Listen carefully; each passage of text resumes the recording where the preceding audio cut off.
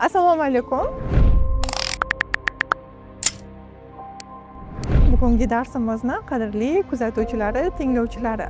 Bugungi mavzuyimiz hammamiz uchun dolzarb va qiziq bo'lgan mavzu er va xotin mavzusi, ya'ni ularning o'zaro munosabatlari. Nimaga faqat ayol kishi qilish kerak deydi. Jim bo'l, gapirma, sabr qil, yutasan, ichki yutilgan emotsiyalar yaxshilikka olib kelmaydi. Erkak siz xohlagandan, siz kutgandan ham ortiq qila oladi. Siz nima qoniqtirmayapti oilada? Bu narsani ochiq muhokama qilishni o'rganing. Ayol kishi stressga kirganda gapirishni, hislarini yig'lab chiqarishni xohlar ekan, erkaklar jim bo'lib qoladi. Sizga savol beraman. Nimaga ba'zi bir oilalar 50 yillab juda ham baxtli hayotda yashashadi, lekin ba'zi bir oilalar hatto 2 yilga to'lmasdan ajram yoqasiga kelib, ajrashib ham ketishadi? Nima deb o'ylaysiz? Oilalar, shaxslararo munosabatlar, er-xotin munosabatlari nimaga qaysi ustunga qurilgan deb o'ylaysiz? Mana shu yerda ko'pchilik birinchi bo'lib o'ylaydigan narsa oila sevgi ustuniga quriladi deb javob berishadi. Yo'q, sog'lom psixologiyada, ongli fikrlaydigan oilalarda sevgi, muhabbat albatta kerak, busiz hayot davom etishi mumkin emas. Lekin eng avvalo o'zaro hurmat ko'rsatilgan oilalar tadqiqotlar davomida, ilmiy o'rganishlar davomida juda ham uzoq vaqt davom etar ekan baxtli oilalar.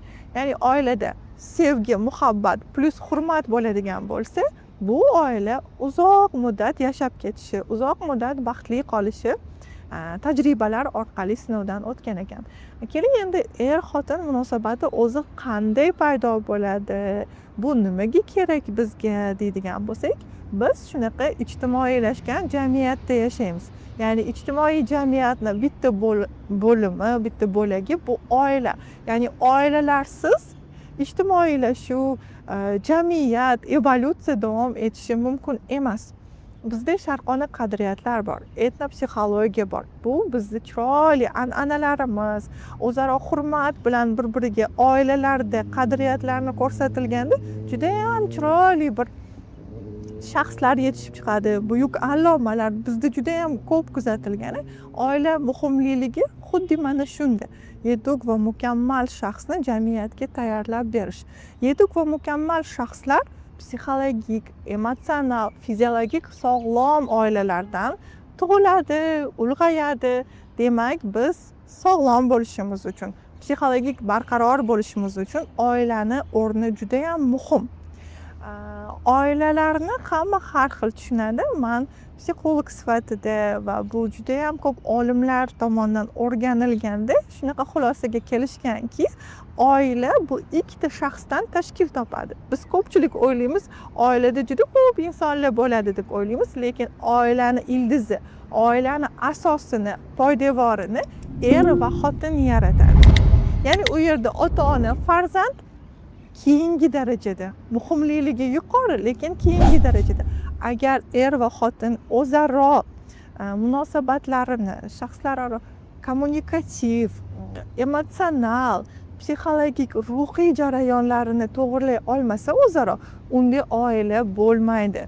Biz aynan mana shu er va xotin munosabatlarini keling bugun sizlar bilan ko'rib chiqamiz. Ayollarimiz oilada xato qiladigan narsa bu xuddi o'zlaridek o'ylaydi deb o'ylashlari. Oilada ko'p kuzatadi-ku, ayollar shunchaki gapirmay qo'yishadi. Chunki bizga psixomodelda yana shunaqa o'rgatilgan. Jim bo'l, gapirma, sabr qil, yutasan, ichingga yut. Lekin bu hozirgi zamonda ko'rib turibmizki, ichki yutilgan emotsiyalar yaxshilikka olib kelmaydi. Er va xotin munosabatlari hurmatga quriladi dedik, lekin o'zaro hurmat vaqtida eshitish, hissiyotlarini aniq erkin bayon qila olish juda ham muhim. Shunchaki nima xohlashimizni ochiq ayta olish munosabatlarda siz juda ham bir konfliktlardan, tushunmovchiliklardan asrab qolar ekan. Shunchaki nima xohlashingizni aytish. Erkak siz xohlagandan, siz kutgandan ham ortiq qila olar ekan. Chunki ularga shunaqa rivojlanish, natija ko'rsatish, tan olinish hissi kerak ekan. Juda xursand bo'lganman. Borgan sari mana shu oilaviy munosabatlardagi sirlarni o'rganishni boshlaganman. Demak, men hislarimni ochiq aytsam, demak, meni baxtli qilishga harakat qilar ekanlar. Keyingi yil undan ham yaxshi. Yana bitta vaziyat bo'lgan. Biz ko'pincha bitta oilaga borganimizda o'zimizni oilamizdagi modellarni olib ketamiz. Bu xohlasangiz, xohlamasangiz. Masalan, erimni oilasida urush janjalsiz tinch hayot bo'lgan bo'lsa, masalan, ular shu tabiiy hayotda yashay oladilar. Lekin men yoshligimdan janjal ko'rib, har doim tushunmovchiliklarning ichida o'sgan bo'lsam, men uchun tinchlik va xotirjamlik bu oila emas bo'lishi mumkin. Men yo'q joydan vaziyat yaratishim mumkin janjal qilishga. Bu vaziyatlarni ko'rib chiqishimiz kerak. O'tgan darsda ham aytdim, bolalarga ham ideal hayot emas, to'g'ri hayotni ko'rsata olishimiz kerak. Er-xotin munosabatlarida ham inqiroz davrlari bo'lishini, kelishmovchilik bo'lishini, bir-birini tushunmayotgan, qo'llab-quvvatlamayotgan vaziyatlar bo'lishi mumkinligini. Birinchi farzand inqirozini olib ko'radigan bo'lsak, munosabatlarda, eng katta munosabatlarda krizis o'sha paytda ham bo'ladi. Ayol tanasidan yangi tana paydo bo'ldi, yangi inson paydo bo'ldi. U yerda gormonal o'zgarishlar, fiziologik o'zgarishlar, har xil stressli holatlardan o'tganda asabiy bo'lib qolamiz. Oila o'zaro jamoa deb oladigan bo'lsak, bitta jamoada harakat qilayotgan, jamoaviy harakat qilayotgan shaxslar bo'lsa, biz qaysidir vaziyatda alohida bo'lib qolamiz. Hamma o'zi uchun bo'lib qoladi. Stress bosqichida ham shunaqa ekanda, ayol kishi stressga kirganda gapirishni, emotsiyalarini ko'rsatishni, hislarini yig'lab chiqarishni xohlar ekanda, erkaklar jim bo'lib qolar ekan. Stress bosqichida o'zlarini orqaga chekintirar ekanda, men yolg'iz hal qilishim kerak. Ya'ni bu erkaklik his-tuyg'usini, sen kuchli bo'lishing kerak, sen muammoni yechishing kerak deb o'rgatamiz-ku. Qizlarimizga faqatgina nima deymiz? Erga teg'sang bo'ldi, erga teg'sang bo'ldi. Ayollar o'ylaydiki, obyekt faqat o'sha turmush, faqat er.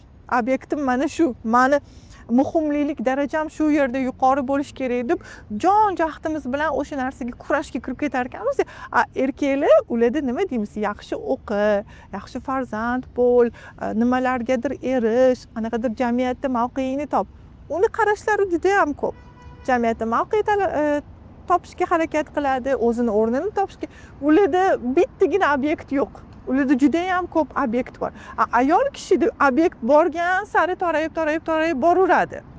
Bitta bosqich o'sha faqat uy ishlari bu stress bosimini ko'targandan keyin o'zaro qanaqadir stress bosqichida bilasizmi, ayol kishi tajovuzkor, agressiv, hamma narsani tanqidga yo'yadigan bo'lib qoladi. Oddiy narsani ham tanqid orqali bildirishga o'tib ketadi. Shuning uchun turmushga tayyorlanish bosqichida mana shu bilimlarni chuqur egallash.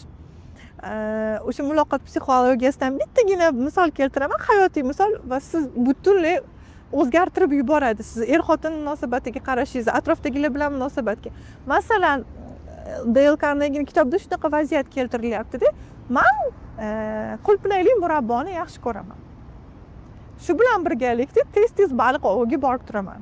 Lekin buni qarangki, baliq oviga borayotganimda qulpinay murabbosini ko'tarib bormayman. Nimani ko'tarib boraman? Baliq yaxshi ko'radigan narsani ko'tarib boraman. Mana shu yerda menda miyamda portlash sodir bo'ldi. Ha, demak biz er-xotin munosabatida ham, shaxslar bilan munosabatda ham u nima xohlaydi degan tamoyilga asoslanishimiz kerak. Matluba, masalan, men turmush o'rtog'im, Matluba mendan nima kutyapti? Men Matlubadan nima kutyapman? Demak, meni kutuvlarimni beradigan bo'lsalar, mendan baxtli odam yo'q o'sha kuni. Yoki ular nima xohlayaptilar? Kuzatib, so'rab, bilib, muloqotga juda ham katta ehtiyojimiz bor. Chiroyli muloqot o'rnatishga, erkakni ayoldan ko'p talabmi, har doim ayollarmi degan savol beradi. Nimaga erkaklarga tavsiyalar berilmaydi? Nimaga faqat ayol kishi qilish kerak deydi? Ayol kishi oldindan aytilgan, mana bugun ham o'rganishlarim davomida ayta olaman, ayollarda emotsional intellekt juda yuqori bo'lar. Ya'ni stressli holatlarda, stressli vaziyatlarda yig'lab chiqarib yuborishar ekan, aytib chiqarib yuborishar ekan. Lekin qayerda ko'rgansiz erkak stressga kirib qolganda yig'lab chiqarganini yoki qanaqadir baqir-chaqirlar bilan hislarini ifoda eta olganini? Ular har bitta ichiga yutilgan passiv agressiya, ortga chekinish, ehtiyoj bo'lar ekanda erkakda stressga kirganda. Ba'zi bir ko'raman oilalarda stressga kirganda erini tinch qo'yishmaydi. Nimaga, nima bo'ldi, qanaqa vaziyat, ayting, men ham yordam beraman. Yo'q, bunaqa vaziyatlarda erkaklarni tinch qo'ya olishimiz kerak ekan. Hozir bu dars boshlanishidan oldin men erkak kishidan ham xuddi shu narsani so'radim. Siz uchun oilada nima muhim, qanaqa talabingiz bor turmush o'rtog'ingizdan desam, menga aytdilarki, oilada men uchun eng muhimi bu menga tinchlik yaratib berish, osoyishtalik yaratib berish. Demak, biz bilishimiz kerak, erkagimizga nima muhim? Tinchlikmi? Ishdan kelganda osoyishta, ya'ni o'sha dam olish uchun muhit kerakmi? Ularning talabi juda ham kam. Aslida bizda bu juda ham ko'p talablar ayollarda. Lekin o'sha talablarni ham aytmasdan, arazlab yurib, ichimizga yutib, passiv agressiyani kuchaytirib, emotsiyalarimizni vaqtida chiqarmasdan, o'zimizga o'zimiz kasallik orttirib, aytadi-ku, ayollar muammoli vaziyatni o'ziga o'zi yaratadi. Yashash aslida juda ham oson. Partnyor bo'lib yashashda ham xuddi shunaqa. Erkakning talabi juda ham kam sizda. Aslida bizning talabimiz kam. Mundoq ayol kishilar uyiga borib qarasa, hamma jihozlar, pardalar, gilamlar ayolning talabi bilan bo'lgan. Erkak kishini mundoq qarasangiz, erkak kishini qarorlari oilada unaqa ahamiyatga muhim, lekin hammasi sekin-sekin astalik bilan sizni qarorlaringiz amalga oshiradi. Siz xohlagandek parda keladi, siz xohlagandek jihozlar keladi. Buni faqat sekinlik bilan, yotig'i bilan, o'zaro hurmat bilan, o'zaro eshitilish, tan olinish, mana shu ehtiyojlarini qondirib birinchi darsda gaplashganimizdek, uyquni, to'qlik darajasini, xotirjamligini ko'paytirib siz xohlagan oila yaratish mumkin. Birgalikda jamoa bo'lib, alohida shaxs bo'lib emas, jamoa bo'lib, men mana shunaqa qilmoqchiman. Hislaringizni ochiq, oydin ifoda etish orqali juda ham chiroyli oila qursa bo'ladi. Buning uchun yana boya aytganimdek, ayol psixologiyasini, erkak psixologiyasini o'rganib borish kerak. O'zaro hurmat. Hamma oilalar hurmat asosiga qurilganda uzoq yillik baxtli natijalar ko'rsatishi mumkin. Shuning uchun sizlardan so'rab qolgan bo'lardim. Birinchi navbatda o'zingizni hislaringizni aniq bayon qilishni o'rganing. Men nima xohlayapman? Ikkinchi bosqichda turmush o'rtog'im mendan nima xohlayapti yoki bugun o'tirib bir yozib ko'ring-da, ulardan oddiygina mashq, menga qanaqa e'tirozingiz bor?